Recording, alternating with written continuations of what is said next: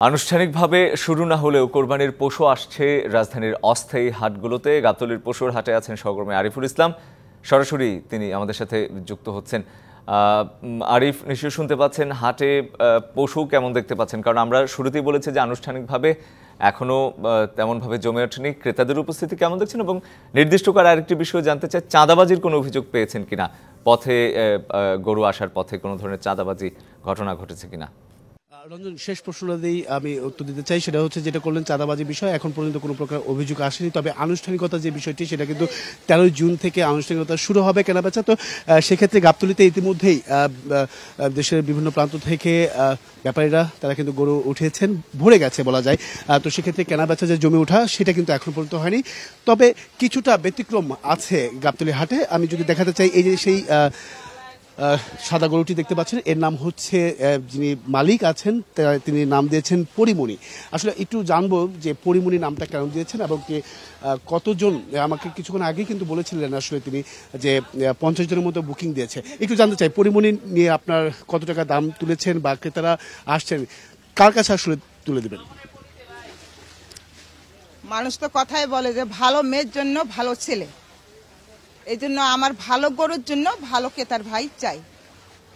জি, তো সেক্ষেত্রে কতজন বুকিং দিয়েছে এ পর্যন্ত পরিমণির জন্য? 50 জন হবে। দাম কত বলছে?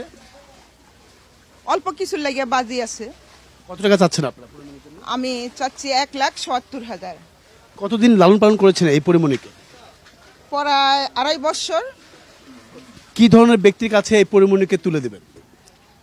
ভালো একটা ক্রেতার ভাই পাইলে তার হাতে তুলে দেব। আপনার আরো মনে হয় কয়েকটি গরু আছে, একটু দেখাতে চাই সেই গরুগুলো, যদি আপনি আমার সাথে আসেন।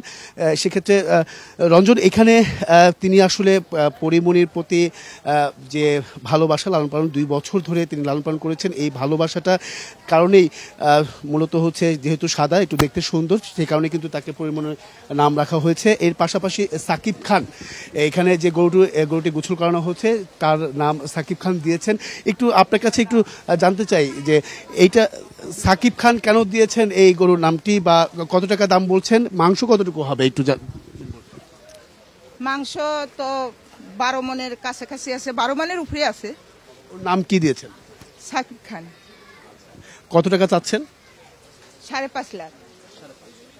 ক্রেতারা আসতেছে, ক্রেতারা দামাদামি করছে? হ্যাঁ, দামাদামি করতেছে, কিন্তু দামের সাথে ফিট হইতেছে না। আমি যা দাম চাই অনেক কম, মানে 3.5 লাখের কাছাকাছি গেছে। ধন্যবাদ রঞ্জন। যে বিষয়টি, যে এমন গরু শুধুমাত্র ক্রেতারা কিন্তু আসছেন, দেখে যাচ্ছেন, এবং কি পরবর্তীতে হয়তোবা সেই গরু দামে হলে হয়তোবা ক্রেতারা নিয়ে যাবে। এবং আমরা যেটি জানি যে সামনের দিনগুলোতে এই হাটগুলো আরো বেশি জমে উঠবে। কোরবানির আর মাত্র কয়েকদিন রয়েছে। ধন্যবাদ আপনাকে আরিফ, আমাদের সাথে যুক্ত হওয়ার জন্য।